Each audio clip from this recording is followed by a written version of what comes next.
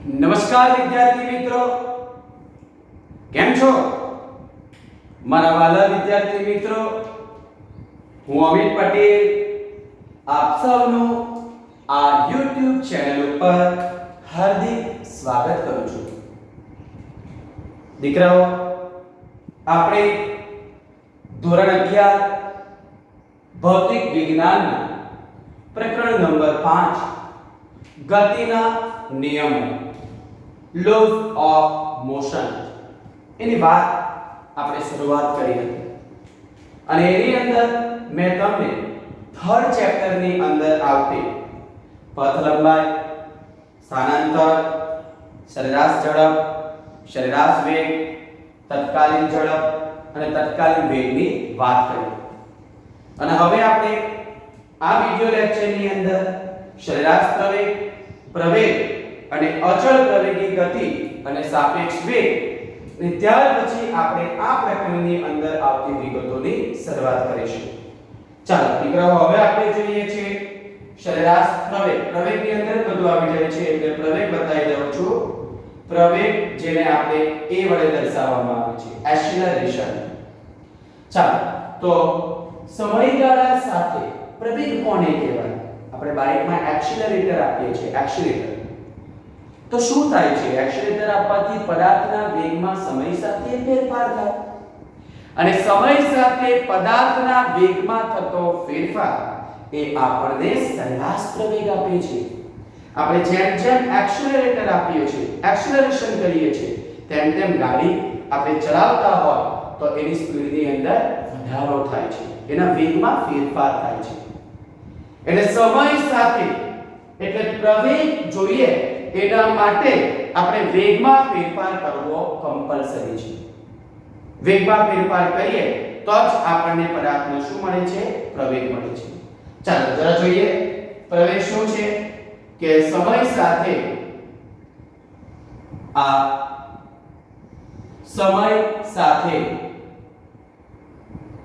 પદાર્થના વેગમાં થતા ફેરફારને આપણે શાના તરીકે ઓળખીએ છીએ? સરેરાશ પ્રવેગ. સમય સાથે વેગમાં થતો ફેરફાર. અને એ સરેરાશ પ્રવેગને તમારે દર્શાવવો હોય તો a બરાબર આપણે અહીંયા લખી શકીએ કે વેગમાં થતો ફેરફાર ભાગ્યા એ વેગમાં થતા ફેરફાર માટે લાગતો આ શું છે? સમયગાળો. ચાલો તો માની લો આપણે t1 સમયે વેગ હશે, વેગમાં થતો ફેરફાર એટલે ડેલ્ટા v અને એના માટે લાગતો સમયગાળો ડેલ્ટા t.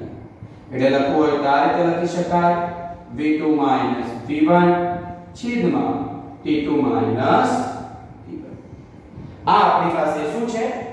પ્રવેગ છે. પણ કયો પ્રવેગ છે? સરેરાશ પ્રવેગ છે. બરાબર છે.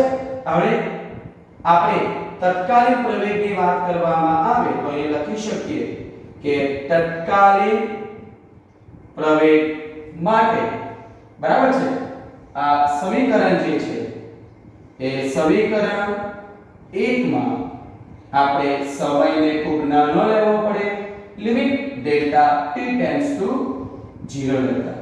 ચાલો તો શું થાય છે આપણને? તો અહીંયા આપણે લખી દઈશું આ આપણો તત્કાલીન પ્રવેગ a અને અહીંયા લખું છું limit delta t tends to 0 delta v ના છેદમાં ડેલ્ટા t. તો આપણને શું મળે છે? a બરાબર dv બાય dt અથવા એને લખી શકીએ છીએ v ડોટ. બરાબર? એટલે દીકરાઓ બરાબર સાંભળો કે તત્કાલીન પ્રવેગ એટલે વેગનું સમયની સાપેક્ષે શું કર્યું આપણે? આ વિકલન. કોનું? વેગનું સમયની સાપેક્ષે વિકલન. બરાબર? ઇઝ ઇક્વલ ટુ આપણે લખ્યું dv બાય dt. બરાબર? બરાબર જોજો. એટલે a બરાબર આપણે લખી તો દીધું dv બાય dt, પરંતુ અત્યારે જ આપણે તત્કાલીન પ્રવેગની વાત કરી, આ વેગની, કે ભાઈ v બરાબર તો શું હતું? dx by dt.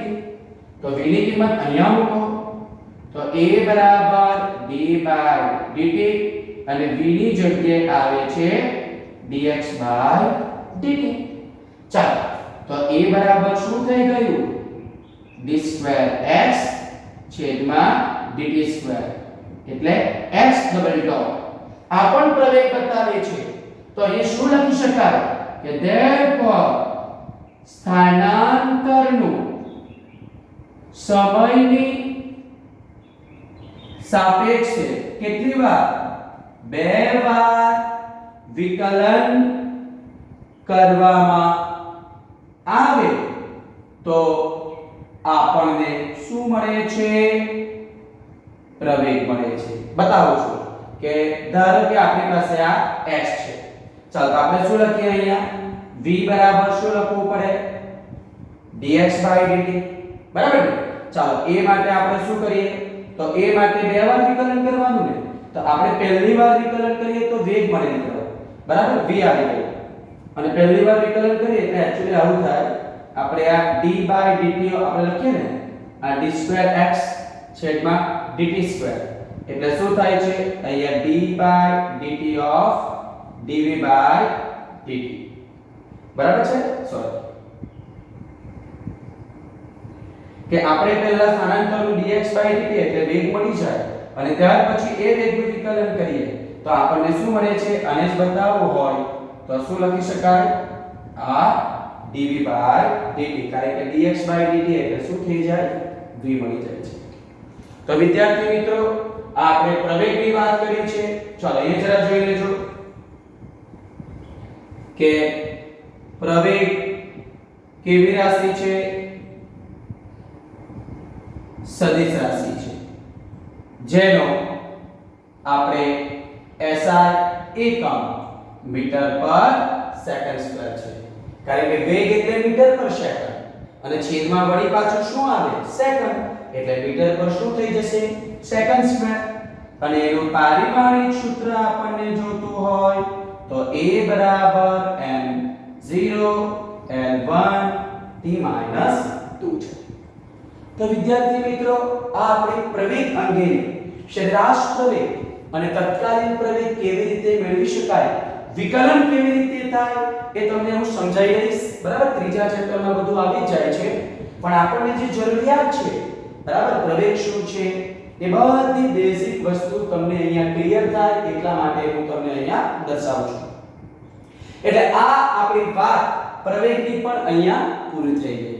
એટલે તમને દરેક વસ્તુ વચ્ચેનો ફેરફાર સમજ પડવો જોઈએ કે પ્રવેગ જોઈતો હોય તો વેગની અંદર ફેરફાર જરૂરી છે. પદાર્થ જો અચળ વેગથી ગતિ કરતો હોય અચળ વેગથી એટલે દરેક વખતે દરેક સમયે એનો વેગ કેવો હોય એક સરખો તો પદાર્થના વેગમાં થતો ફેરફાર 0 એટલે પ્રવેગ પણ કેવો મળે 0. એટલે પ્રવેગ માટે પદાર્થ કેવી ગતિ કરતો હોવો જોઈએ અનિયમિત એના વેગમાં ફેરફાર થવો જોઈએ અને બરાબર છે. ચાલો આટલું તમે જરા જોઈ લો ત્યાર પછી આ પ્રવેગ પરથી અચળ પ્રવેગી ગતિના સમીકરણ અને સાપેક્ષ વેગ શું છે એ બતાવી દો અને ત્યાર પછી આપણે આપણા પ્રકરણની શરૂઆત કરીએ છીએ. તો ધ્યાનથી આ વિગતને સમજીને નોટબુકમાં લખી લો. ઓકે દીકરા પછી આપણે આગળ જઈએ છીએ.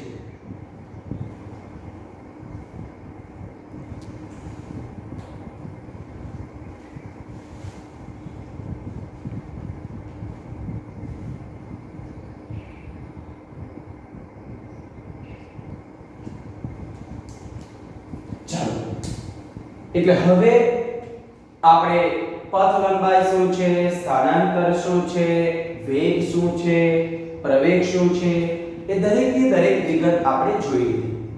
અને હવે તમે ધોરણ 11 થી લઈને ધોરણ 12 ની અંદર જે અગત્યના સમીકરણો છે જે અચળ પ્રવેગી ગતિના સમીકરણો છે ધોરણ 9 કે 10 ની અંદર તમને એ આવી જાય છે. ખાલી ફરક એટલો છે કે એની અંદર તમારા જે સ્થાનાંતર માટેનું સિમ્બોલ હતું એ s તરીકે બતાવતા હતા. આપણે અહીંયા x લેવાનું છે અને આપણે એ જ રીતે અહીંયા તમે s રાખેલો તો પણ કે વાંધો નથી. એ કેવી રીતે મેળવાય છે એ પ્રકરણ નંબર 3 ની અંદર આવી જાય છે. પરંતુ આપણે એ સમીકરણ, એ ત્રણ સમીકરણો જે આવે છે એને યાદ રાખવાના છે અને 12મા ધોરણ સુધી એ આપણે યાદ રાખવાના છે. પણ એ સમીકરણ ક્યાં કેવી રીતે યુઝ થાય એ સમીકરણ પરથી જ તમને ખ્યાલ આવશે. બરાબર? એટલે આ અચળ પ્રવેગી ગતિના સમીકરણ આપણને ખૂબ બેઝિક અને ફંડામેન્ટલી ખૂબ જ યાદ રાખવા જરૂરી છે. બરાબર? આપણે લખવું હોય તો આ અચળ પ્રવેગી ગતિના શું છે સમીકરણ. ત્રીજા ચેપ્ટરમાં તો આવે છે, ચોથા ચેપ્ટરની અંદર સદિશ સ્વરૂપે પણ આવે છે. કઈ નહીં, સદિશ સ્વરૂપ એટલે દિશા બતાવવાની હોય છે. બરાબર?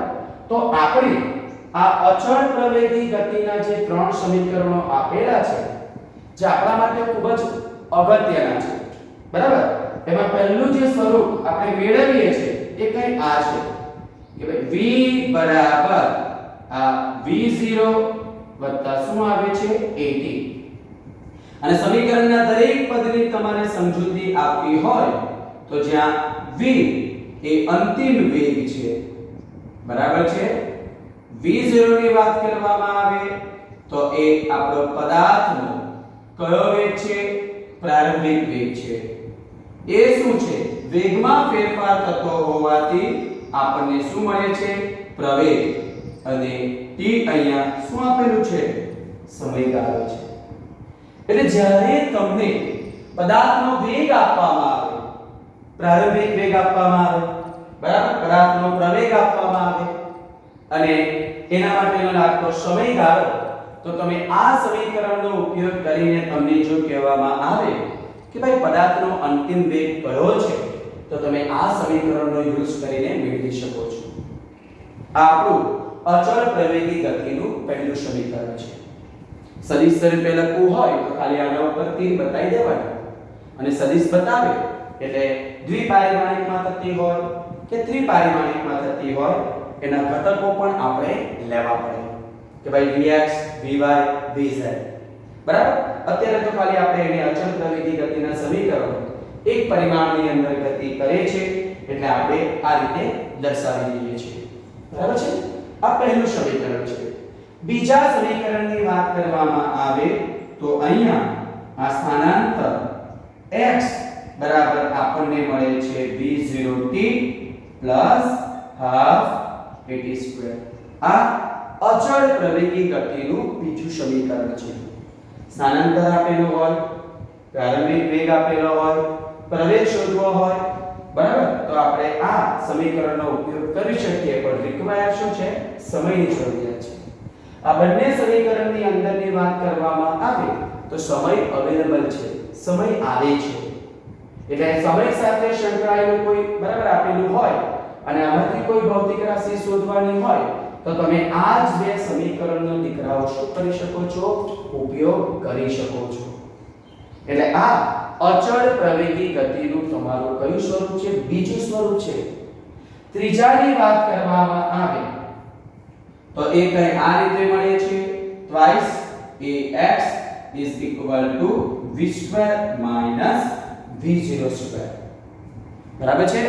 અને આની અંદર સમય આવતો નથી. એટલે તમે જ્યારે પણ દાખલો કેલ્ક્યુલેટ કરો છો એની અંદર કઈ ભૌતિક રાશિ આપેલી હોય એ તમે લખી લેવો એટલે તમને ખ્યાલ આવે કે તમારે શોધવાનું શું છે. એને અનુરૂપ આ ત્રણમાંથી કઈ ભૌતિક રાશિનો તમે કયા સમીકરણનો ઉપયોગ કરી શકો એ ઈઝીલી તમને અહીંયા સમજ પડી જાય છે. તો મારા વહાલા વિદ્યાર્થી મિત્રો, ત્રીજા પ્રકરણની અંદર આ ત્રણ સમીકરણો આપણે આલેખની રીત દ્વારા મેળવવાના હોય છે. આ ત્રણ સમીકરણના સ્વરૂપે તમને અહીંયા સરળતાથી યાદ રહી જાય કારણ કે આપણે ઓલરેડી એને ભણીને આવ્યા છે.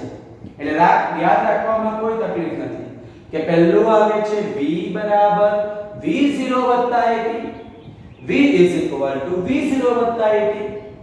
બીજું આપણને સ્થાનાંતર માટેનું છે x is equal to v0t plus half at².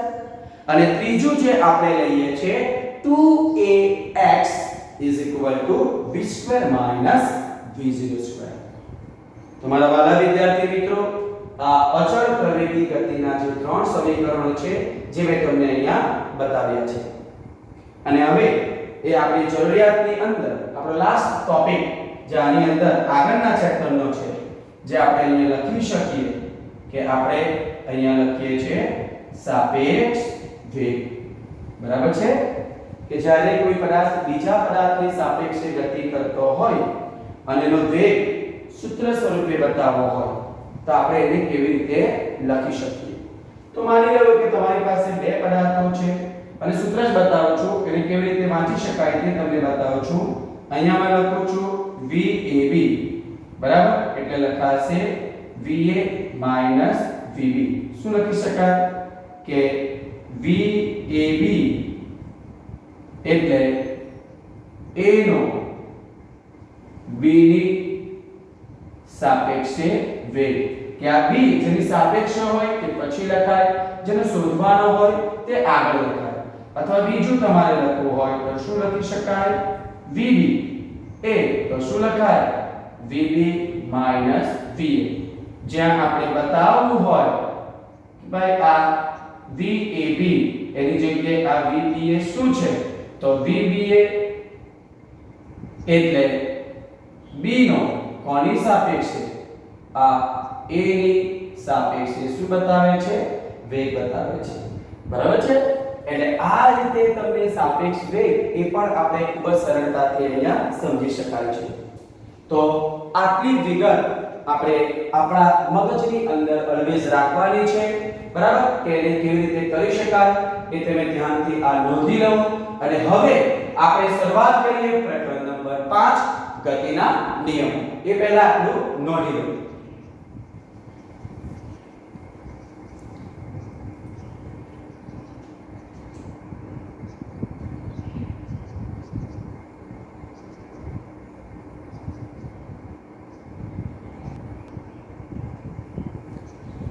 ચાલો, હવે જે બેઝિક વસ્તુ આવતી હતી, જે આપણને રિક્વાયર હતી, એ બધી હવે પૂરી થઈ ગઈ.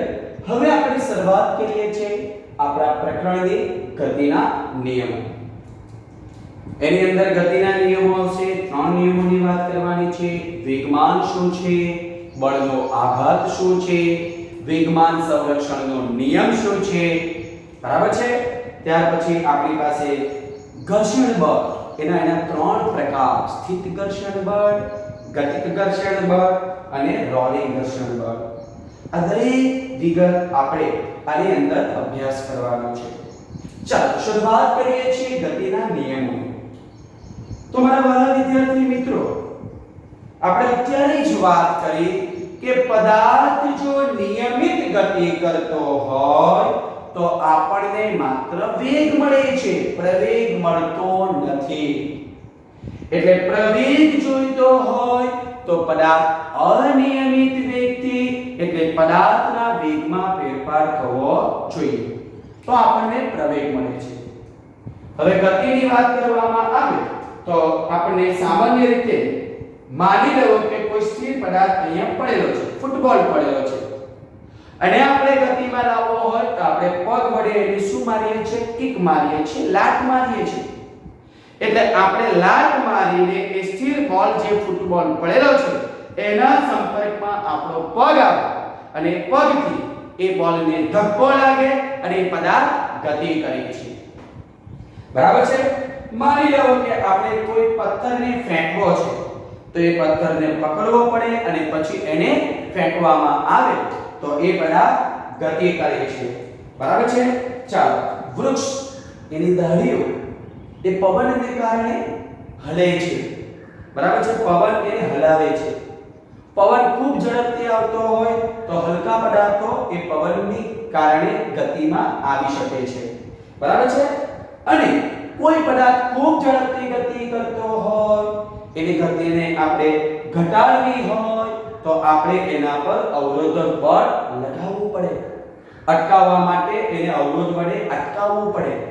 ગતિમાં લાવવો હોય તો એને આપણે બહારથી બળ લગાડવું પડે.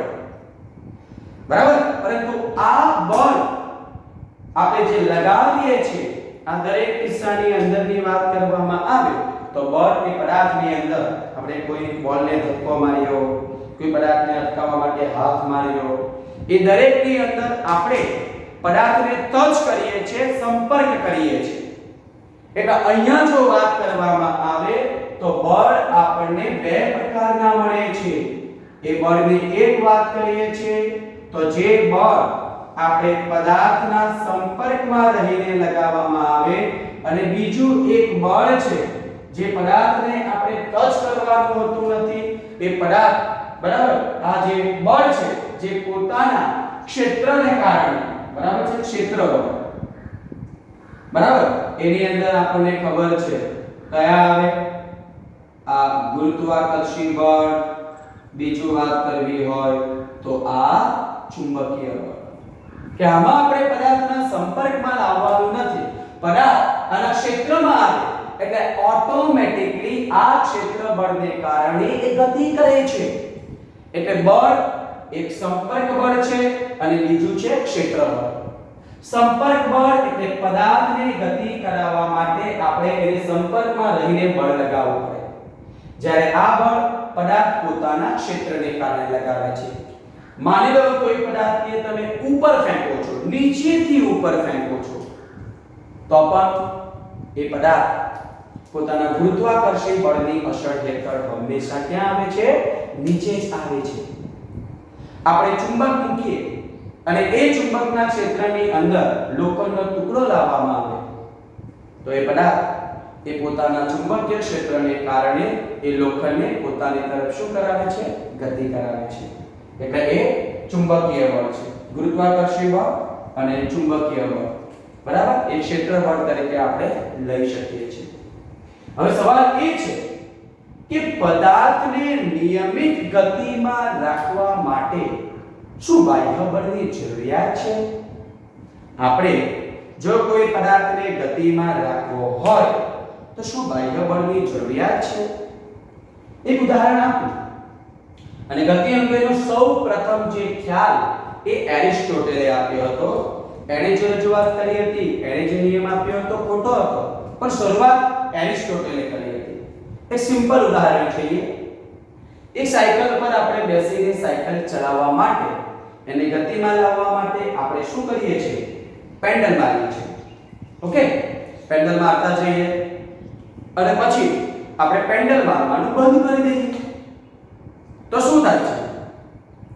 થોડા સમય પછી એ સાયકલ જેની ઝડપ છે, એની સ્પીડ છે, એમાં ધીરે ધીરે ઘટાડો થશે અને અમુક સમય પછી એ સાયકલ બરાબર ગતિ કરતી બંધ થવાની આરે આવે છે. અને હવે જો આપણે સાયકલને ગતિ કરાવવી હોય તો ઓબ્વિયસલી આપણે વળી પાછું પેડલ મારવાનું શરૂ કરી દઈએ છીએ. તો પછી એરિસ્ટોટલે જે વાત કરી, એરિસ્ટોટલનો નિયમ એવો છે કે પદાર્થને ગતિમાં ચાલુ રાખવા માટે બાહ્ય બળ લગાવવું પડે. અને આપણે અત્યારે સાયકલનું ઉદાહરણ જોયું કે સાયકલને પેડલ મારીએ ત્યાં સુધી એ સાયકલ ગતિ કરે અને ત્યાર પછી પેડલ મારવાનું બંધ કરી દઈએ તો થોડા સમય પછી એ સાયકલ ગતિ કરવાનું ધીરે ધીરે શું કરે છે? બંધ કરે છે. અને વળીથી એની ગતિ ચાલુ રાખવી હોય તો એના પર બાહ્ય બળ લગાવવું પડે. તો પછી આ વિચાર, આ દૃષ્ટિકોણની વાત કરવામાં આવે તો આમાં એરિસ્ટોટલ ખોટો કામ કર્યો. એરિસ્ટોટલની વાત તો સાચી જ છે, આપણે જે ઉદાહરણ આપ્યું એ પ્રમાણે તો બંધ બેસતું છે, પરંતુ એરિસ્ટોટલ એણે વ્યવહારની અંદર એને જે પોતે અનુભવ્યું એને જ નિયમ તરીકે સ્વીકારી લીધો.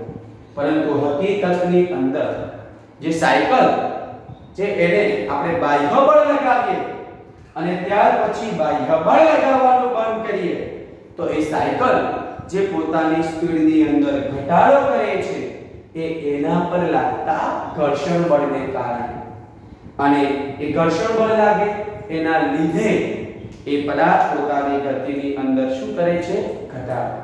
અને જ્યારે આપણે પેડલથી બળ લગાવીએ છીએ તો એ ઘર્ષણ બળ કરતા વધારે બળ લગાવીએ એટલે એ સાયકલ આપણી શું કરે છે? ગતિ કરે છે. અને ત્યાર પછી આપણને ખબર છે કે એરિસ્ટોટલે જે ખ્યાલ આપ્યો હતો એને વ્યવહારમાં પોતે અનુભવેલા જે નિયમને જ એને સમજી લીધું કે ભાઈ આ જે વ્યવહારની અંદર જે ઘટના અનુભવી એને જ નિયમ સ્વરૂપે રજૂઆત કર્યો, એ એકંદરે એ ખોટો હતો. કારણ કે જ્યારે આપણે કોઈ પણ ઘટનાની વાત કરવામાં આવે તો એ જે બાહ્ય બળો એના ઉપર કોઈ પ્રકારના બળો લાગતા નથી, બાહ્ય કોઈ ઇફેક્ટ થતી નથી અને એના પરથી આપણે એની કેલ્ક્યુલેશન કરી શકીએ. બરાબર? તો વિદ્યાર્થી મિત્રો, આ એરિસ્ટોટલે વાત કરી હતી બળના બે પ્રકારની છે. ત્યાર પછી ગેલિલિયોએ જે જડત્વનો નિયમ આપેલો છે તે આપણે જોવાનો છે. એટલે આ ગતિના નિયમોની અંદર પહેલા આપણે જડત્વનો નિયમ જોઈશું અને ત્યાર પછી વારાફરતી ગતિના ત્રણ નિયમો, ગતિનો પહેલો નિયમ, બીજો નિયમ અને ત્રીજા નિયમની આપણે વિગતવાર સમજૂતી જોવાની છે. તો મારા વાલા વિદ્યાર્થી મિત્રો, આજના વિડિયોમાં આપણે દીકરાઓ આટલું જ રાખીએ છીએ. બાકીનું આપણે નેક્સ્ટ વિડિયોની અંદર જોઈશું. Okay, thank you.